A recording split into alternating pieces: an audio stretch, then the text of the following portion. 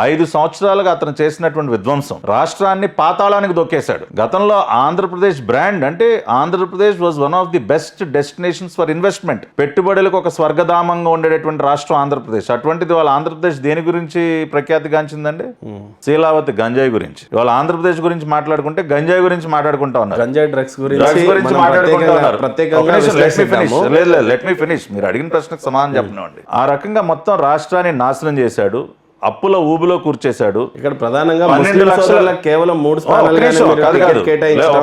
ఇందాక let me complete my total answer. ముస్లింలకు సంబంధించి నేను చెప్పా, ముస్లింలకి జగన్మోహన్ రెడ్డి ఒరగబెట్టింది ఏం లేదు. బీజేపీతో పొత్తు గురించి మాట్లాడారు కాబట్టి ఐఎమ్ ఆన్సరింగ్ టు ఇట్. ఇవాళ ఉన్నటువంటి పరిస్థితుల్లో రాష్ట్రాన్ని తిరిగి నిలబెట్టాలంటే కేంద్రం యొక్క సహాయం మనకి చాలా అవసరం. రేపు జాతీయ స్థాయిలో తిరిగి అధికారంలోకి రాబోయే పార్టీ ఖచ్చితంగా భారతీయ జనతా పార్టీ. మళ్ళీ తిరిగి నరేంద్ర మోడీ గారు ప్రధానమంత్రి కాబోతున్నారు. రాష్ట్రానికి సంబంధించి 5 సంవత్సరాల కాలంలో ఆఖరికి కేంద్రం ఇచ్చినటువంటి డబ్బులను కూడా దిగమింగాడు. పోలవరం ప్రాజెక్ట్ ఎందుకు 1% కూడా ముందుకు కదలలేదండి? రైల్వే జోన్ హెడ్ క్వార్టర్స్కి 53 ఎకరాలు విశాఖపట్నంలో భూమి అడిగితే అశ్విని వైష్ణవ్ పార్లమెంట్లో చెప్పాడు, తల దించుకోవాల్సి వచ్చిందండి. మాకు మీ ప్రభుత్వం 53 ఎకరాలు ఇవ్వలేదు, అందుకనే రైల్వే జోన్ హెడ్ క్వార్టర్స్ మేము కట్టలేకపోతా ఉన్నాం అని చెప్పి అశ్విని వైష్ణవ్ పార్లమెంట్లో చెప్తే it is a shame on us. ఇవాళ అనేక రకాలు పంచాయతీలకు దక్కాల్సినటువంటి నిధులు, ఫైనాన్స్ కమిషన్ నిధులు దాదాపు 13,000 కోట్ల రూపాయలు మింగేశాడు. కాబట్టి అన్ని రకాలుగా అన్ని వ్యవస్థల్ని నాశనం చేసి ఇవాళ రాష్ట్రానికి అసలు భవిష్యత్తు లేకుండా చేశాడు. కాబట్టి రేపు మళ్ళీ ఆంధ్రప్రదేశ్ నిలబడాలంటే, మళ్ళీ మన బిడ్డల భవిష్యత్తుకి మళ్ళీ మనం ఒక మార్గం చూపించాలంటే ఇవాళ కేంద్రం యొక్క సహాయం అవసరం. రేపు కేంద్రంలో మళ్ళీ అధికారంలో రావడానికి భారతీయ జనతా పార్టీకి పుష్కలమైన అవకాశాలు ఉన్నాయి. కాబట్టి తద్వారా మనకి మేలు జరుగుతుందన్న ఒక ఆలోచనతో in the interest of the state మేము అలయన్స్ పెట్టుకున్నాం. ఇవాళ on the other hand YSR Congress party పూర్తిగా అంటరాని పార్టీగా మారిపోయింది. మీరు ఒకసారి ఆలోచించండి యాజ్ ఎ పొలిటికల్ అనలిస్ట్. ఇవాళ ఏ పార్టీ అయినా వైఎస్ఆర్ కాంగ్రెస్ పార్టీతో చేతులు కలపడానికి సిద్ధంగా ఉందా? కమ్యూనిస్ట్ పార్టీలు చేతులు కలుపుతాయా? కాంగ్రెస్ పార్టీ చేతులు కలుపుతుందా? పోనీ అసలు దేశంలో ఏ రాజకీయ పార్టీ అని చేతులు కలుపుతుందా? It is an untouchable party and Jaganmohan Reddy is an untouchable leader. You know why? Because is the most corrupt. ఇవాళ దేశంలోనే అత్యంత సంపన్న ముఖ్యమంత్రి. ఎట్లా అయిపోయాడండి సంపన్నవంతుడు? 2004లో 10 లక్షల రూపాయలు కూడా లేదు నీ IT return. It is less than 10 lakh. నువ్వు how did you become the richest CM in the country today? నువ్వేమైనా అద్భుతంగా వ్యాపారాలు చేసావా? నువ్వేమైనా పెద్ద స్టాన్ఫోర్డ్లో చదువు వచ్చావా?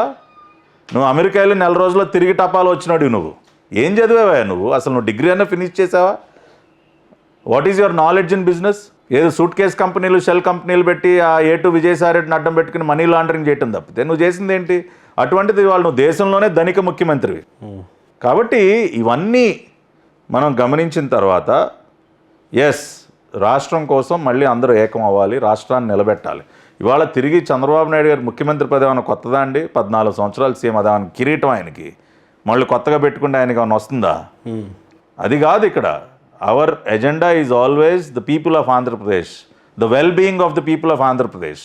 సో అందుకనే మేము పొత్తు పెట్టుకున్నాం. అదేవిధంగా ఇంకోటి కూడా చెప్తా ఉన్నా, ముస్లింలు ఏదో భారతీయ జనతా పార్టీకి వ్యతిరేకం, ముస్లింలు ఎవరు ఓటేరని మీరు ఎలా అనుకుంటారండి? మొన్న రీసెంట్గా ఒక చిన్న ప్రెస్ మీట్ చూస్తున్నప్పుడు మేబీ ఆ ముస్లిం సోదరు పేరు ఫారూక్ షుబ్లీ అని అనుకుంటా. రీసెంట్గా ఒక 9 కేసులు ఏమో ఆయన మీద అయినట్టుగా ఏదో చెప్పుకొచ్చాడు. అలాంటి పర్సన్కి కూడా టికెట్ ఇవ్వలేదు. ఇప్పుడు ఫారూక్ షుబ్లీ అనే వ్యక్తి ఆయన రాజకీయ నాయకుడు కాదు. ఆయన మైనారిటీ హక్కుల పరిరక్షణ సమితి అని ఒక సోషల్ ఆర్గనైజేషన్ పెట్టుకుని దాన్ని నడుపుతా ఉన్నారు. ఆయన is not a member of any political party. ఆయన ఏ రోజు నేను పొలిటికల్ పార్టీలో చేరి నేను ఏదో ఎమ్మెల్యేనో ఎంపీ అవుదామని నేను చెప్పలేదు. టీడీపీకి చాలా బలంగానే చాలా ఇప్పుడు మన జయప్రకాష్ నారాయణ గారు మద్దతు పలికారండి. జయప్రకాష్ నారాయణ గారు ఏమన్నా సీట్ అడుగుతా ఉన్నారు ఇప్పుడు అదేవిధంగా సిటిజన్స్ ఫర్ డెమోక్రసీ అని ఒక ఆర్గనైజేషన్ ఉంది. Retired IAS Nimmagadda Prasad garu, retired chief secretary LV Subrahmanyam garu, వీళ్ళందరూ సిటిజన్స్ ఫర్ డెమోక్రసీ అనే ప్లాట్ఫామ్ మీద పనిచేస్తూ ఉన్నారు. వాళ్ళందరూ ఎమ్మెల్యేలు ఎంపీలు అవటానికి పనిచేస్తూ ఉన్నారా? అట్లా సమాజంలో there are so many organisation, so many people by Farooq Shibli who are working for the betterment of their community. So అందుకని ఆయన ఏ రోజు ఏమి మా దగ్గర నుంచి ఆశించలా.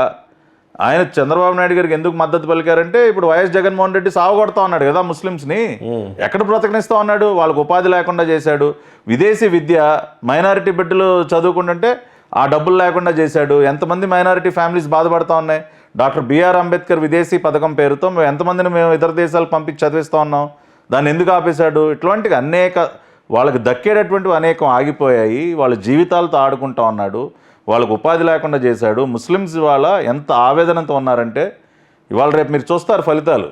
ఏదో భారతీయ జనతా పార్టీతో పొత్తు పెట్టుకున్నంత మాత్రాన్ని ముస్లింలు అందరూ దూరం అయిపోయారంటే అటువంటి పరిస్థితి లేదు. ఇవాళ రాష్ట్రంలో ఉన్నటువంటి ప్రతి వర్గం కూడా సైకో జగన్, సైకో పోవాలి, సైకిల్ రావాలనుకుంటా ఉన్నారు. హలో ఏపీ అంటే బై బై జగన్ అంటా ఉన్నారు వాళ్ళు.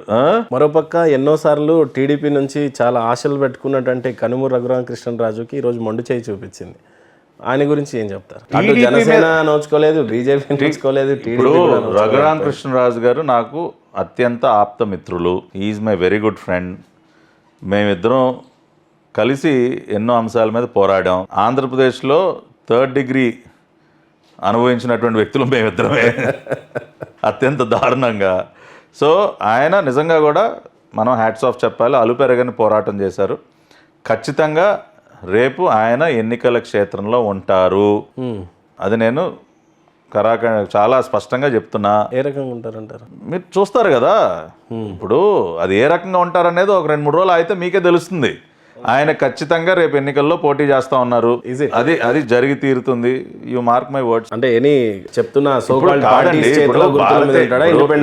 ఆయన ఏ పార్టీలో జాయిన్ అవ్వలేదు. వైఎస్ఆర్ కాంగ్రెస్ పార్టీ నుంచి ఈ మధ్యనే బయటకు వచ్చారు. ఆయన ఏ పార్టీ కండువా కప్పుకోలేదు. భారతీయ జనతా పార్టీ వైపు నుంచి సీటు వస్తుందని ఆయన ఆశించారు. ఆ పార్టీ వైపు నుంచి ఓకే, ఆ పార్టీకి ఉన్నటువంటి కొన్ని ఇబ్బందుల వల్ల వాళ్ళు అకామిడేట్ చేయలేకపోయారు అనుకోండి.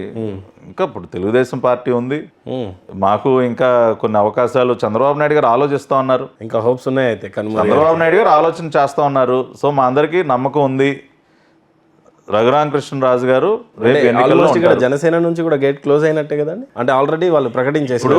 నేను తెలుగుదేశం పార్టీ వైపు నుంచి చెప్తా ఉన్నానండి, రఘురామకృష్ణరాజు గారు ఖచ్చితంగా రేపు పోటీలో ఉంటారు. అంత గట్టిగా చెప్తున్నారండి. ఇన్ఫర్మేషన్ మాకు ఆ నమ్మకం ఉంది.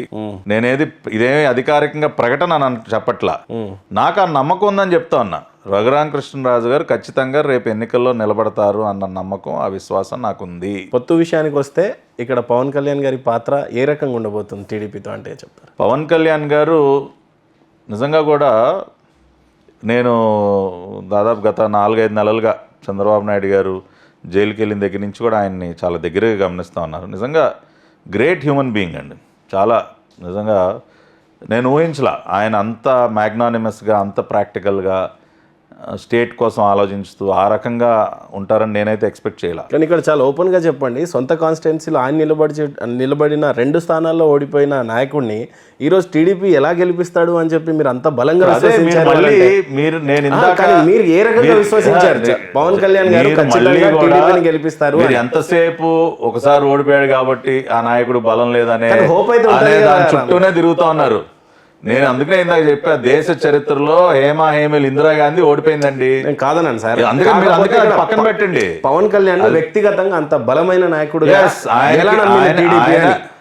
మేము నమ్మేదేంటి? ప్రజలు నమ్ముతా ఉన్నారు, మనకు కనపడతా ఉంది. ప్రజల్లో ఆయనకు ఉన్నటువంటి ఇమేజ్, ఆయనకు ఒక మాస్ ఇమేజ్ ఉంది, ఒక కరిస్మాటిక్ లీడరు, మంచి భావజాలం కలిగినటువంటి వ్యక్తి, నిజాయితీ గల వ్యక్తి, మచ్చలైనటువంటి వ్యక్తి. కేతిరెడ్డి గారు ఒక అందమైన హీరోయిన్ వస్తే ఇంతకంటే ఎక్కువ జనం వస్తారు, కానీ ఓట్ల విషయానికి వస్తే పవన్ కళ్యాణ్ దానికి సరితూగలేడు అని చెప్పి తీసిపారేశారు. ఇప్పుడు ఆ రకంగా నోరు బారేసుకున్న వాళ్ళందరికీ కూడా రేపు ఫలితాలు దిమ్మ తిరిగేటటువంటి జవాబు ఇస్తాయి.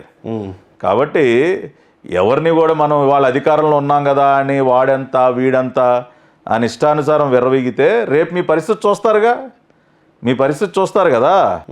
మీ సైకో మిమ్మల్ని ఏ స్థాయికి తీసుకెళ్తాడో, బంగాళాఖాతంలో మీరు కూడా అతనితో పాటు మునిగిపోవటమే. మీ వాడు ఎలాగో సైకో జగన్ అలాగే ఏదో జైల్లో, నాకు తెలిసి అయితే రాజమండ్రి రేపు ఇవాళ ప్రజెంట్ అడ్రస్ తాడేపల్లి ప్యాలెస్ అండి జగన్మోహన్ రెడ్డిది. June 4 తర్వాత ఎప్పటి నుంచో నేను చెప్పలేను, కానీ ఖచ్చితంగా జగన్మోహన్ రెడ్డి గారి చిరునామా ఏంటంటే Sneha block, Rajahmundry central jail. That is his address. That will be his address. కలలుగా అంటున్నారా? అంత ఖచ్చితంగా ఎందుకు కలలుగానేదే ఉందండి. అతను చేసినటువంటి అవినీతి ఎన్ని సాక్ష్యాలు ఉన్నాయి? ఖచ్చితంగా స్నేహ బ్లాకే, దానిలో ఎటువంటి అనుమానం లేదు. చాలా బ్రహ్మాండంగా ఉంటుంది స్నేహ బ్లాక్. మేమందరం ఉండుంచావు కదా. మీ వరకు పవన్ కళ్యాణ్ గారు నిజాయితీగా ఆయన చెప్పినట్టుగానే ప్రజలకు ఏదో మంచి చేద్దామని ఆయన వచ్చారండి. ఆయనకి లేకపోతే ఇవాళ ఆయనకున్న ఇమేజ్కి ఫిలిం ఇండస్ట్రీలో ఆయన రావాల్సిన అవసరం లేదు, ఇన్ని కష్టాలు పడాల్సిన అవసరం లేదు. ఆయనకి డబ్బులు లేక కాదు, ఇమేజ్ లేక కాదు, చాలా కంఫర్టబుల్ లైఫ్ అయింది. ఆయన ఎందుకు వచ్చి వాళ్ళు ఇంతమందితో ఇన్ని మాటలు అనిపించుకుంటా ఉన్నారు, ఎందుకు అనుభవిస్తూ ఉన్నారు, ఎందుకు ఇంత శ్రమిస్తూ ఉన్నారంటే ఆయనకి నిజంగా కూడా సమాజానికి ఏదో చెయ్యాలి. నేను నిజంగా పవన్ కళ్యాణ్ గారికి రాజకీయ కాంక్ష ఏం లేదంటారండి? ఆయనకి రాజకీయ కాంక్ష కాదు, పదవీ కాంక్ష లేదండి. పదవీ కాంక్ష లేదు.